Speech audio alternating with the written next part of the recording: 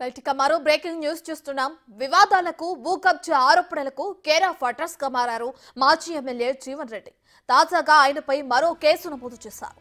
Chaitanya resorts భూ వివాదంలో Mokila PS లో కేసు నమోదు చేశారు. తన ఫంక్షన్ హాల్ ను కూల్చేసి తన భూమిని కబ్జా చేశారని దామోదర్ రెడ్డి ఆరోపిస్తున్నారు. ఇదేంటని ప్రశ్నిస్తే రౌడీలతో దాడులు చేయించారని ఫిర్యాదు చేశారు దామోదర్ రెడ్డి.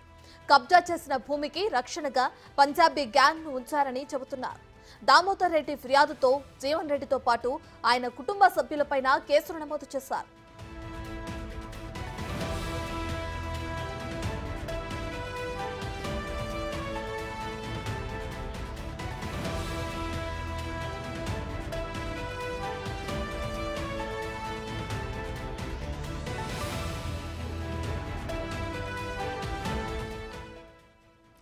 రైట్ ఇక వివాదాలకు భూ కబ్జాలకు ఆరోపణలకు కేర్ ఆఫ్ అడ్రస్ గా మారారు ఎమ్మెల్యే జీవన్ రెడ్డి. అయితే తాజాగా ఆయన పైన మోకిల పిఎస్ లో కేసు నమోదైంది.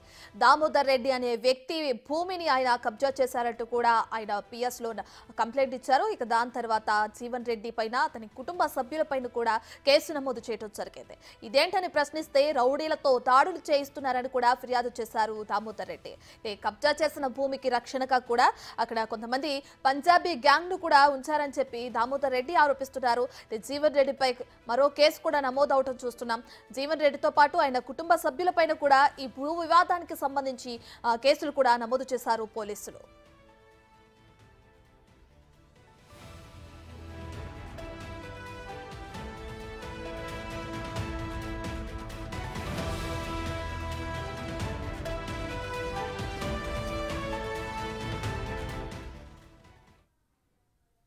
రైట్ ఇదే అంశానికి సంబంధించి మరింత సమాచారాన్ని మా ప్రతినిధి రాణా లైవ్ లో అందిస్తారు. సో రాణా, ఎమ్మెల్యే జీవన్ రెడ్డి పైన మరో కేసు నమోదైంది. భూ కబ్జా ఆరోపణలు ఎదుర్కొంటున్నారు ఆయన. ఈ కేసుకు సంబంధించిన డీటెయిల్స్ ఏ విధంగా ఉన్నాయి? ఎగ్జాక్ట్గా జీవన్ రెడ్డి కబ్జా చేసినటువంటి ప్లేస్లోనే మనం ఉన్నాము.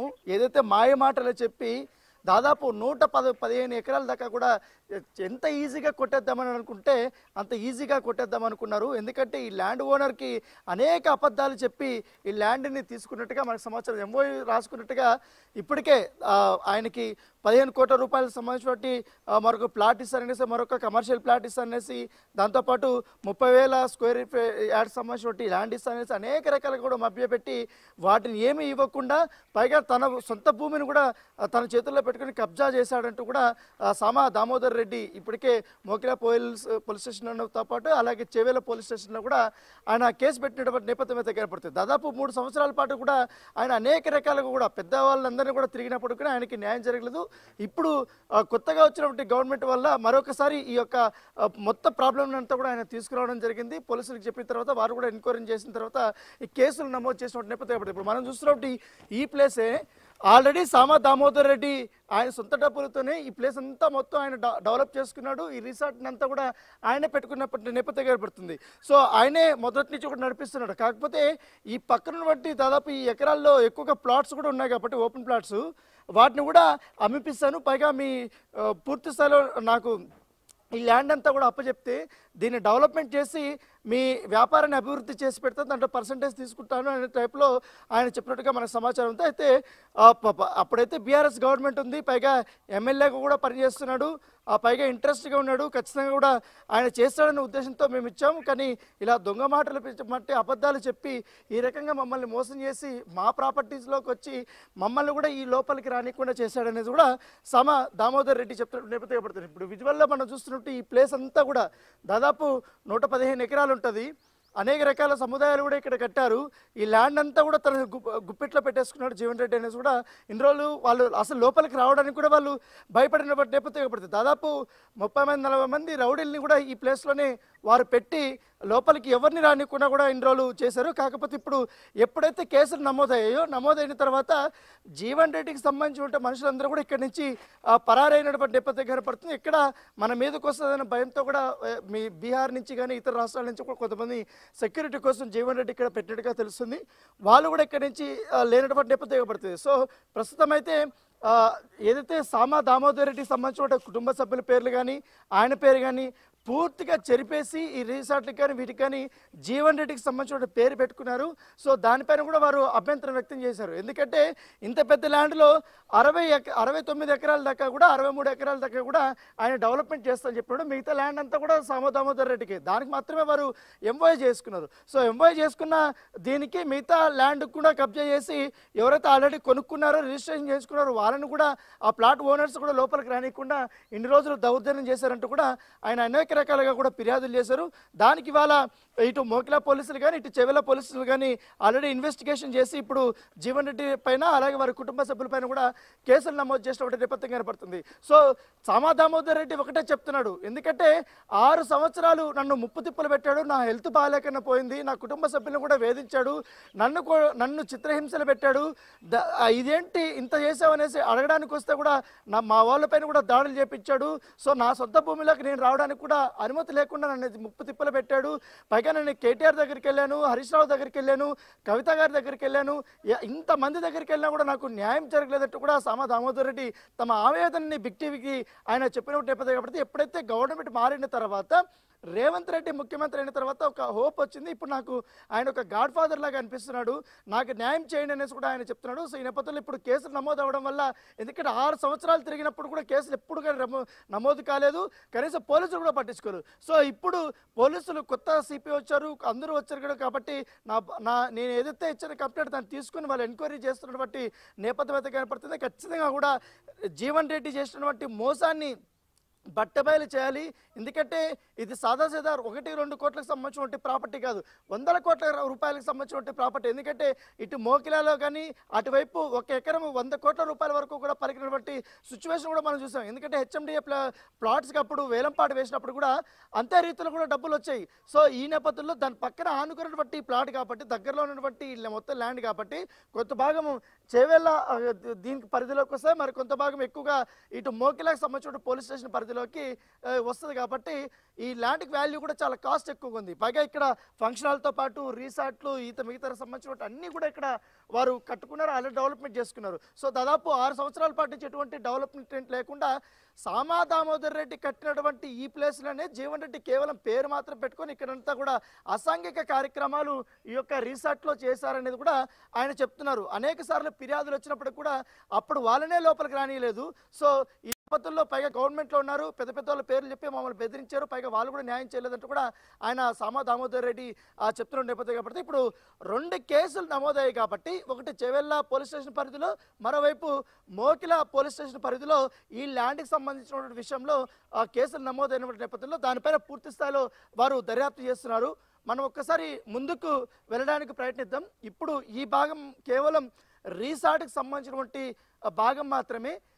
ఇప్పుడు ఈ గేట్లు కానీ ఇవన్నీ కూడా జీవన్ రెడ్డి తన అనుచరులతో ఇవన్నీ కట్టించుకొని అసలు లోపలికి ఎవరికి రానికుండా జీవన్ రెడ్డి అనే పేరు కూడా అప్పుడు పెట్టుకుని ఇప్పుడు అవన్నీ కూడా తొలగించినటువంటి నేపథ్యము. తర్వాత కొంచెం ముందుకెళ్ళిన తర్వాత ఇవంతా ఓపెన్ ప్లాట్స్, ఇదంతా చాలామంది కొనుక్కున్నారు, చాలా పెద్ద ల్యాండ్ కాబట్టి ఇది వారిని కూడా లోపలికి రానియకుండా ఇన్రోల్ చేశారు. ఎందుకంటే ఈ వే ఒకటి ఉంది. ఇప్పుడు ఈ రోడ్ అంతా మనం చూస్తున్న రోడ్డు వెనక వరకు కూడా చాలామంది అప్పట్లో ఈ శంకరపల్లి దగ్గర ఉంది, పైగా చేవేల దగ్గర ఉంది, బాగా డెవలప్మెంట్ ఏరియా, రిసార్ట్స్, క్లబ్స్, ఇవన్నీ ఫామ్ హౌస్లు ఎక్కువ ఉంటారు నేపథ్యంలో ఎక్కువ మంది ఇక్కడ ఫామ్ హౌస్లు కట్టుకోవడానికి ఈ ల్యాండ్స్ అనేది కొనుక్కున్నారు.